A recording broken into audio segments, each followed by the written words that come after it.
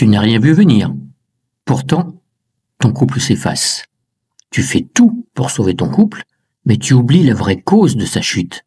Ce n'est pas le manque d'amour, c'est ce que tu refuses de voir en toi. Dans les prochaines minutes, je vais te révéler les 5 peurs invisibles qui tuent 9 couples sur 10. Et la dernière, elle agit même quand vous dormez dans les mêmes draps.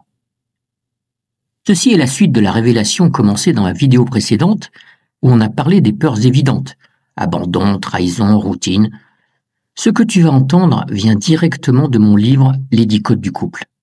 Un travail de plusieurs années, avec des rencontres de dizaines de couples, des thérapeutes et des recherches en psychologie relationnelle. Et si tu as vu la première vidéo, tu sais déjà que la peur est le vrai ennemi de l'amour. Mais aujourd'hui, on va plus loin, beaucoup plus loin. Dans ma vidéo précédente, on a parlé des peurs bruyantes, la peur d'être abandonné, de ne pas être assez, de la routine, du conflit. Des peurs que tu ressens dans ton corps, dans ta gorge, dans tes nuits blanches. Mais celles qu'on va explorer maintenant, elles sont silencieuses, insidieuses. Elles ne te réveillent pas la nuit, mais elles t'empêchent de vivre pleinement le jour. Et ce n'est pas une impression. Selon le National Marriage Project, près d'un couple sur 2 qui se sépare ne cite aucun événement dramatique, ni trahison, ni dispute majeure. Juste un éloignement progressif, un sentiment de non-compréhension ou l'impression que plus rien ne vibre. Et dans presque tous les cas, l'une de ces 5 peurs joue un rôle invisible mais décisif. Prêt à les identifier? La peur de ne jamais trouver le bon ou la bonne. Combien de fois as-tu repoussé quelqu'un de bien parce qu'il ou elle ne correspondait pas à ton idéal? Tu te dis, c'est pas la bonne personne, mais en réalité, tu cherches une illusion. Hollywood, les romans, les réseaux sociaux, tout nous vend l'idée qu'il existe une âme sœur parfaite, prête à combler tous nos manques. Mais la vérité, c'est que personne ne peut guérir tes blessures à ta place. Et surtout, personne ne peut être parfait pour toi sans que tu choisisses de construire quelque chose de réel. Prenons Emma. Elle a enchaîné les relations courtes, convaincue qu'un jour le bon arriverait, celui qui comprendrait sans explication, qui aimerait sans effort.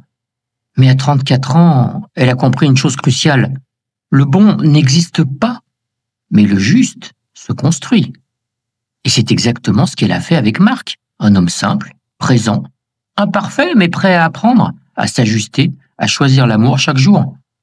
Ce n'est pas la perfection qui crée l'amour durable, c'est la volonté de ne pas abandonner quand l'illusion tombe. Réfléchis 3 secondes. Est-ce que tu es en train de chercher le bon ou de fuir le travail que demande toute relation vraie? La peur du jugement. Tu veux être aimé, mais pas vu. Alors tu joues un rôle. Tu caches tes doutes, tes erreurs, ton passé, tes peurs les plus intimes. Tu souris quand tu as envie de pleurer. Tu dis ça va quand tout en toi crie « j'ai besoin de toi ». Mais voilà le paradoxe. Plus tu caches, plus tu te sens seul. Parce que l'autre ne tombe pas amoureux de ce que tu montres. Il tombe amoureux de ce qu'il imagine derrière ton masque. Et un jour, la vérité éclate. Et il se sent trahi, pas parce que tu as menti, mais parce qu'il n'a jamais connu le vrai toi. Lucas en a fait l'expérience. Il avait traversé une dépression sévère à 22 ans, il en avait honte. Il pensait que ça le rendait faible, inapte à être un partenaire solide. Alors pendant 2 ans, il a tout caché à Sophie. Jusqu'au jour où il a craqué, pas en criant, mais en pleurant. Et Sophie, elle n'a pas reculé, elle a dit « Merci de me faire confiance. Maintenant, je te connais vraiment. » Et depuis ce jour, leur intimité a doublé. Conseil concret, essaie cette phrase la prochaine fois que tu veux te protéger. J'ai peur que tu me juges si je te dis ça, mais je préfère risquer ta vérité plutôt que vivre dans mon mensonge. Et maintenant, une peur qui te fait confondre amour et dépendance. La peur d'être dépendant affectivement. Tu veux aimer, mais sans perdre ton identité. Tu veux te connecter, mais sans t'étouffer. Et pourtant, tu bascules sans cesse entre 2 extrêmes. Soit tu colles, tu surveilles, tu analyses chaque message. Soit tu coupes, tu te refermes, tu dis « je n'ai besoin de personne ». Mais ni la fusion ni la fuite ne mènent à l'amour libre.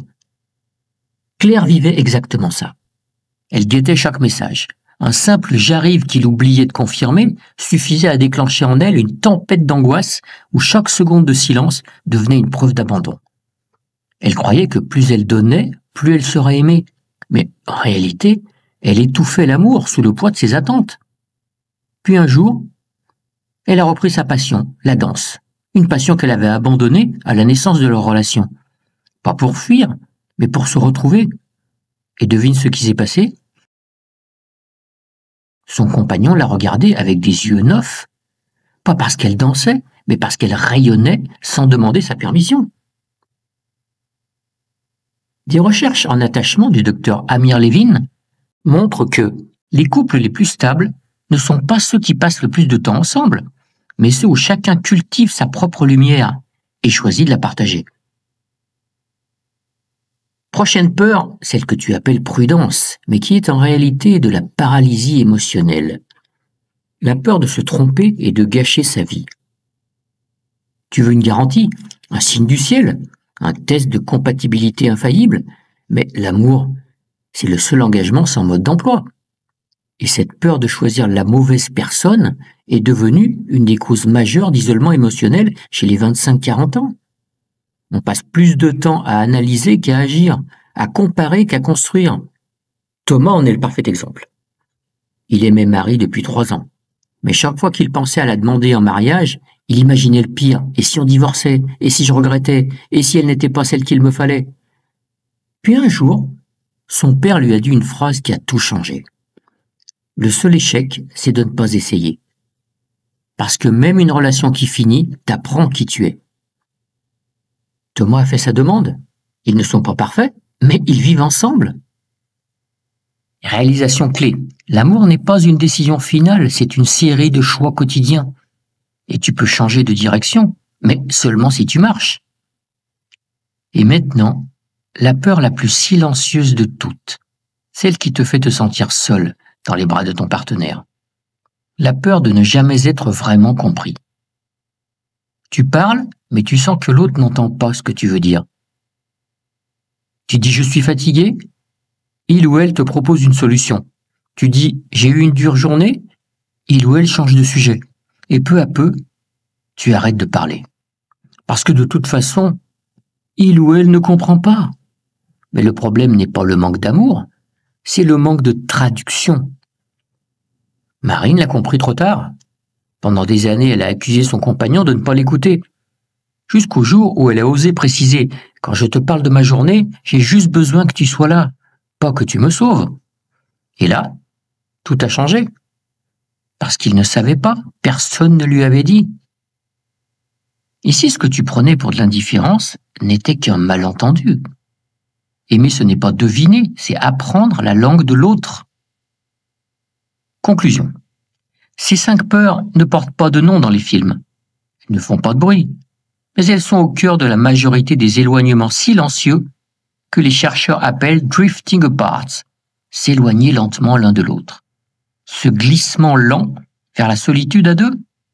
Mais maintenant, tu les vois. Et ce qui est vu perd son pouvoir. Dans les 10 codes du couple, je vais encore plus loin. Un quiz personnalisé exclusif pour décrypter ton code amoureux. Des analyses rigoureuses, des problématiques, des solutions pratiques et efficaces. Des exercices concrets pour transformer la peur en connexion. Le lien est juste sous la vidéo. Prends 2 minutes. Parce que si tu es allé jusqu'ici, c'est que quelque chose en toi sait que ton couple mérite mieux que le silence. Si cette vidéo t'a parlé, partage-la avec quelqu'un qui aime, mais qui a peur d'aimer mal. Abonne-toi si tu crois comme moi que l'amour n'a pas besoin d'être parfait, mais il a besoin d'être vrai.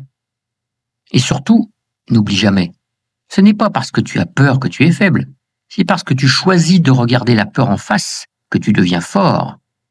À très vite.